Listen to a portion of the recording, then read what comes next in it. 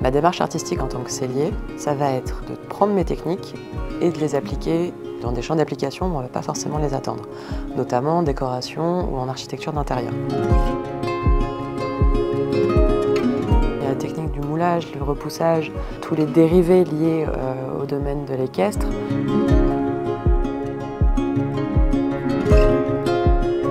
Avec ce panneau, on va être sur des techniques de préparation de lanières de briderie classique, sur un cuir donc tanné végétal.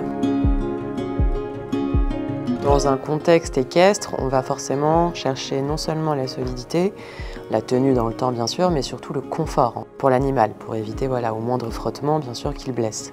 Pour ce faire, on va avoir des outils tels que la bacarre, qui va retirer en fait de la matière au niveau de l'angle, qui va faire une espèce de spirale de matière lorsqu'on l'applique.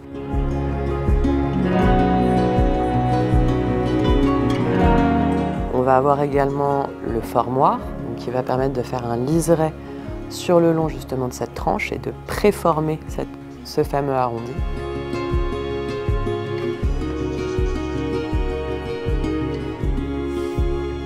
Et ensuite avec le brunissoir et une gomme, une espèce de résine végétale en fait, on va venir arrondir parfaitement justement cette tranche afin qu'elle soit la plus confortable possible.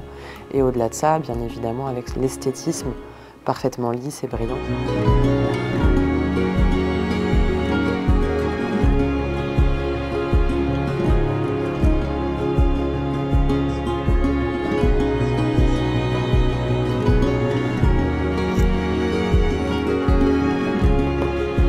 Et après, elle travaille effectivement de surpiquage, donc là en l'occurrence en piqueur machine, pour venir justement sublimer ces lanières de cuir. Alors là, effectivement, vu qu'on est sur un panneau qui est purement ornemental, je n'ai pas utilisé le point sellier, j'ai utilisé un piquage machine. Et contrairement à un piquage machine, on va avoir 2 aiguilles et un seul fil. Ça a son importance, pourquoi? Parce qu'en fait, à chacun des points que vous allez faire, non seulement le fil du dessus va passer en dessous et inversement, dans une alternance en fait à chacun des points, mais surtout à l'intérieur, vous allez avoir un nœud qui va se former.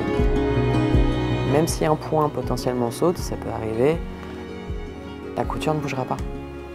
C'est ce qui fait en fait la longévité et la solidité de ce point. Toutes les pièces d'harnachement, en tout cas moi que je réalise, sont réalisées avec ce point.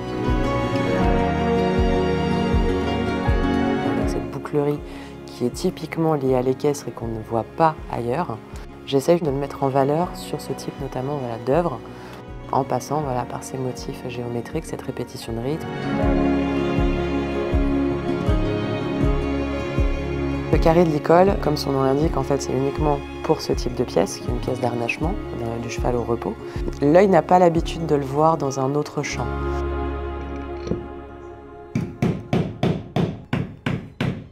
Là, le but était de renouer avec ce vocabulaire et d'en faire de l'ornemental. C'est une première réalisation. Là, effectivement, c'est une œuvre. C'est tout à fait possible d'être décliné en claustrat, notamment en paravent, séparateur d'espace. Enfin voilà, on est vraiment sur un panneau qui est très facilement imaginable avec des variables, que ce soit de motifs, de largeur, de type de boucle, de dimension. On a tellement de possibilités en réalité avec ces techniques-là.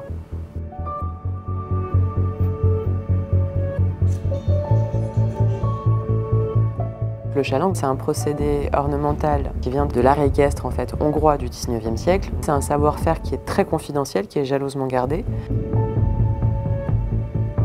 C'est un exemple de savoir-faire et de technique liées purement à l'équestre que je propose et que je développe pour la décoration d'intérieur et l'architecture d'intérieur.